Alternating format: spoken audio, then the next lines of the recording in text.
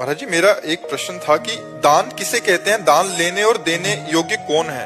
ये किस रूप में तन देखो, सही माने में दान है आवश्यकता की पूर्ति करना। जैसे कोई भूखा आदमी है, उसे भोजन की जरूरत है, अब उसे अन्न दान करो, उसे पवा दो। कोई बीमार आदमी है, उसे औषधि की जरूरत है। कोई सर्दी से कांप रहा है, उसे वस्त्र की जरूरत है। जहां अत्यंत आवश्यकता है और वो असमर्थ है, वहां हम सहायक। जैसे भूखी गौएं हैं, उनकी व्यवस्था नहीं, उनकी व्यवस्था कर दो। दान का सही तात्पर्य है अत्यंत आवश्यकता की पूर्ति। भूखे को अन्न देने में विचार करने की जरूरत नहीं। कुत्ता भी भूखा हो तो उसको भोजन करा दो, साधु भूखा हो उसको भोजन करा दो। उसमें पात्रता की जरूरत नहीं है। पात्रता रुपया देने में है। हम रुपया देते हैं, शराब पिएगा, ये बेविचार करेगा कि गंदा आचरण करेगा। रुपया में थोड़ा होश में दान करने की जरूरत है। अन्न, वस्त्र, औषधि, जल, इनको तो जहां यथा योग्य अवसर मिले पवा दो, उसमें दे। क्योंकि लेकिन रुपया में वो कुमार्गगामी प्रवृत्तियों में रुपया खर्चा होगा तो आपको भी नरक जाना पड़ेगा। इसलिए उसमें फिर पात्र देखते हैं कि हमारे रुपये का यहाँ सदुपयोग होगा कि दुरुपयोग।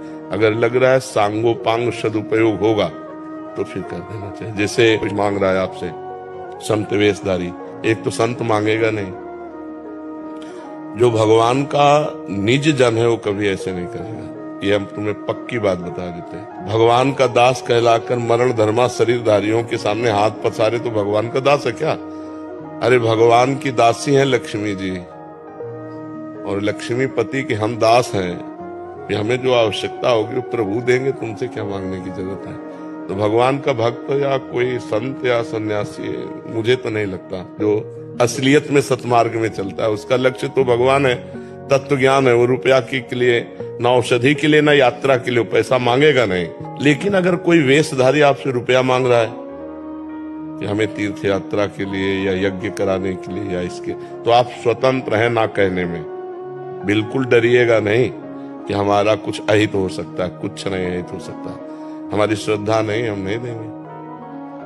बिल्कुल साफ रहना चाहिए इसमें। महाराज, पानी पीना हो पानी पी लो, भोजन करना हो भोजन पा लो, इसके आगे हमारी श्रद्धा नहीं है। अगर आपकी श्रद्धा दिखाई दे रही कि वास्तविक यज्ञ होने जा रही, आपको पता है उनका परिचय, तो जो बने तन मन धन सहयोग कर देना चाहिए।